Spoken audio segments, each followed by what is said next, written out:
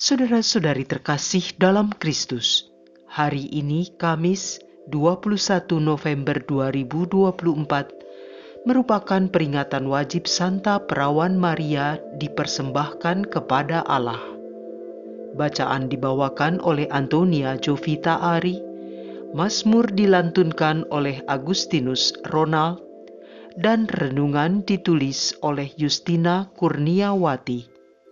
Selamat menekuni sabda Allah. Mari kita semakin mengasihi, semakin peduli, semakin bersaksi.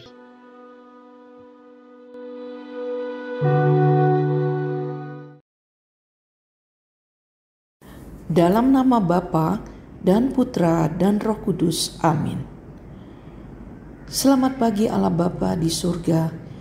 Kami berterima kasih atas perjalanan hidup yang telah kami lalui bersamamu di hari-hari sebelumnya.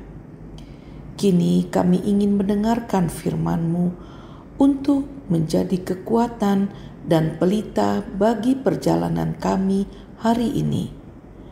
Berkati seluruh anak-anak-Mu dimanapun mereka berada, terutama mereka yang sedang sakit dan sedang memikul beban berat. Doa ini kami sampaikan kepadamu melalui Yesus Sang Penyelamat kami, kini dan sepanjang segala masa. Amin. Bacaan dari Kitab Wahyu, bab 5, ayat 1 sampai 10. Aku, Yohanes, telah melihat seorang yang duduk di atas tahta di surga. Dengan tangan kanan, dia memegang sebuah gulungan kitab. Kitab itu ditulisi sebelah dalam dan sebelah luarnya, dan dimeterai dengan 7 meterai. Dan aku melihat seorang malaikat yang gagah, yang berseru dengan suara nyaring, katanya, "Siapakah yang layak membuka gulungan kitab itu dan membuka meterai-meterainya?" Tetapi tak ada seorang pun yang di surga atau di bumi atau yang di bawah bumi yang dapat membuka gulungan kitab itu atau melihat sebelah dalamnya. Maka menangislah aku dengan amat sedihnya, karena tidak seorang pun dianggap layak untuk membuka gulungan kitab itu ataupun melihat sebelah dalamnya. Lalu berkatalah seorang tua-tua itu kepadaku, "Jangan menangis. Sesungguhnya singa dari suku Yehuda, yaitu tunas Daud, telah menang. Dialah yang dapat membuka gulungan kitab itu dan membuka ke-7 meterainya." Maka aku melihat seekor anak domba berdiri di tengah-tengah tahta dan di tengah-tengah keempat makhluk serta orang tua-tua itu. Anak domba itu kelihatan seperti telah disembelih. Ia bertanduk 7 dan bermata 7. Itulah ke-7 roh Allah yang diutus ke seluruh bumi. Lalu datanglah anak domba itu dan menerima gulungan kitab itu dari tangan Dia yang duduk di atas tahta itu. Ketika ia mengambil gulungan kitab itu, tersungkurlah keempat makhluk dan ke-24 tua-tua itu di hadapan anak domba. Mereka masing-masing memegang sebuah kecapi dan sebuah cawan emas penuh dengan kemenyan. Itulah doa orang-orang kudus. Dan mereka menyanyikan suatu lagu baru, katanya, "Layaklah engkau menerima gulungan kitab dan membuka ke-7 meterainya. Sebab engkau telah disembelih dan dengan darah-Mu engkau telah membeli mereka bagi Allah dari setiap suku, bahasa, kaum dan bangsa. Engkau telah membuat mereka menjadi suatu kerajaan dan menjadi imam-imam bagi Allah kita, dan mereka sebagai raja akan memerintah di bumi." Demikianlah sabda Tuhan.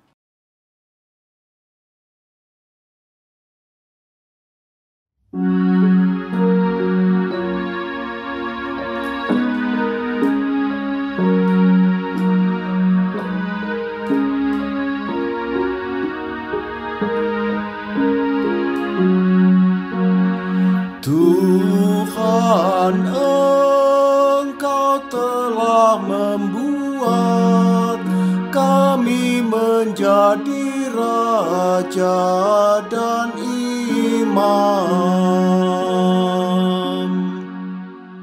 Nyanyikanlah bagi Tuhan lagu yang baru. Pujilah Dia dalam jemaah orang-orang saleh. Biarlah Israel bersukacita atas penciptanya. Biarlah Sion bersorak-sorai atas Raja mereka.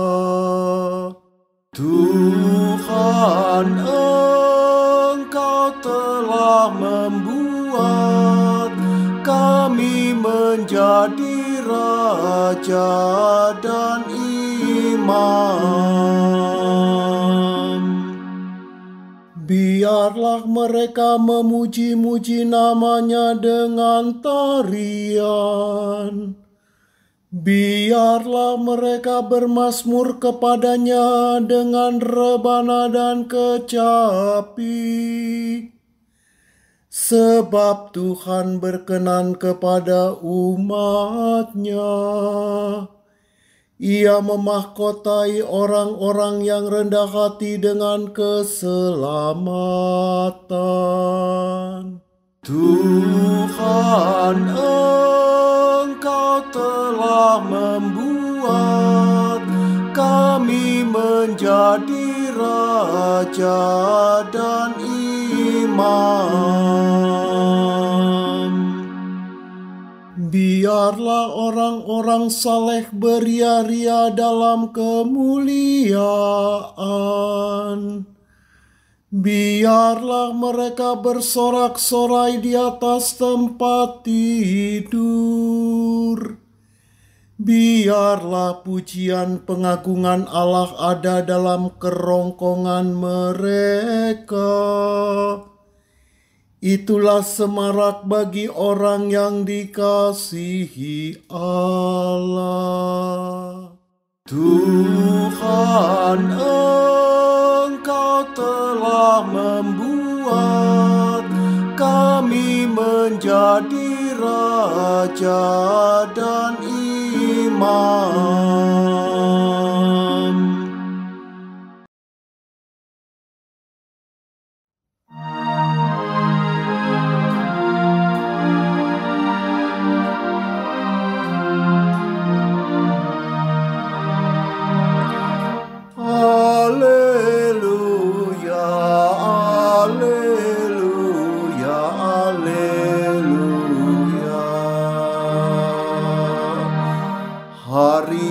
Janganlah bertegar hati,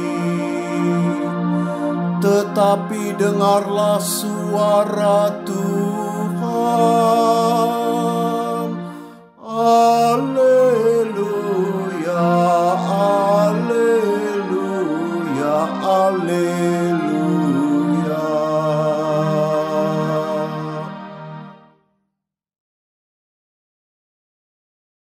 Inilah Injil suci menurut Lukas, bab 19, ayat 41 sampai 44. Pada waktu itu, ketika Yesus mendekati Yerusalem dan melihat kota itu, ia menangisinya, katanya, "Wahai Yerusalem, alangkah baiknya andaikan pada hari ini juga engkau mengerti apa yang perlu untuk damai sejahteramu. Tetapi sekarang hal itu tersembunyi bagi matamu. Sebab akan datang harinya, musuhmu mengelilingi engkau dengan kubu, lalu mengepung dan menghimpit engkau dari segala jurusan, dan mereka akan membinasakan dikau beserta semua pendudukmu. Tembokmu akan dirobohkan dan tiada satu batu pun akan dibiarkan terletak di atas batu yang lain. Sebab engkau tidak mengetahui saat Allah melawati engkau. Demikianlah sabda Tuhan.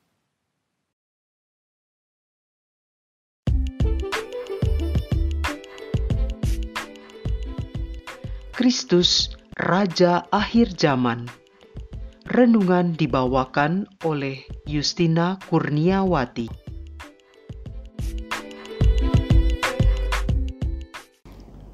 Bapak, Ibu, saudara-saudari yang dikasihi dalam Kristus.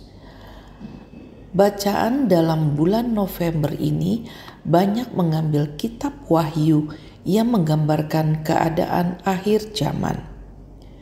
Demikian juga bacaan pertama hari ini dikutip dari kitab Wahyu bab 5 ayat 7 sampai dengan 10 yang menggambarkan Yesus sebagai anak domba yang layak membuka gulungan kitab dengan 7 materai.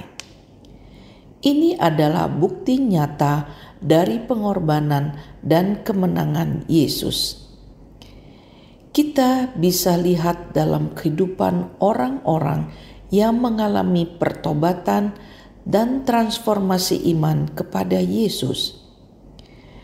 Kita banyak mendengar kesaksian orang-orang yang sangat membenci kekristenan. Akhirnya mereka disapa Yesus dan percaya kepada Yesus Tuhan sehingga menjadi orang Kristen yang militan. Banyak mantan narapidana yang menemukan keselamatan dan pembebasan dari dosa-dosa mereka setelah bertobat dan menerima Yesus sebagai juru selamat mereka. Hidup mereka berubah secara drastis dan mereka diubah dalam Kristus dengan mulai hidup dalam kasih dan persaudaraan yang sejati.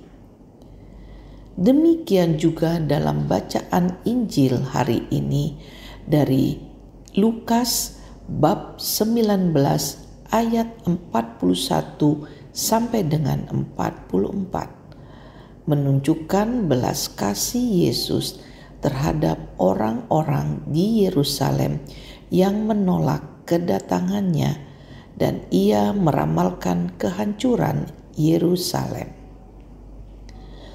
Dari penolakan orang-orang Yahudi di Yerusalem, kita bisa melihat dalam sejarah Yerusalem sendiri. Pada tahun 70 Masehi, tentara Romawi menghancurkan kota Yerusalem dan bait suci. Ini seperti yang Yesus ramalkan. Ini adalah mengingatkan kita akan pentingnya menerima pesan damai dan keselamatan yang dibawa oleh Yesus. Bisa juga terjadi dalam kehidupan sehari-hari ketika seorang mengalami kesulitan besar seperti kehilangan pekerjaan atau sedang menghadapi masalah kesehatan atau juga perpecahan dalam keluarga. Mereka mungkin merasa terpuruk dan bingung mencapai dan mencari jalan keluar. Namun, mereka yang berpegang teguh pada pokok anggur Sang Kristus akan menemukan kekuatan dan harapan melalui iman mereka. Dalam masa-masa sulit, mereka merasakan pengalaman iman melalui dukungan doa dari komunitas iman, dan ini membantu memberikan kekuatan. Yesus adalah andalan kita yang menopang sampai akhir zaman. Marilah berdoa. Allah Bapa yang berbelas kasih, sabdamu adalah kehidupan kekal, daya hidup dan perutusan kami. Naungilah kami dengan Roh Kudus, agar kami dapat melaksanakan misi putra-Mu, menyampaikan kabar baik kepada sesama yang miskin dan berkekurangan. Semoga daya sabda-Mu yang kami wartakan menyembuhkan sesama yang sakit, menghibur yang berduka, meringankan yang berbeban berat, meneguhkan yang lemah imannya, memberikan harapan baru bagi yang putus asa. Demi Kristus Tuhan kami. Amin. Dalam nama Bapa dan Putra dan Roh Kudus. Amin.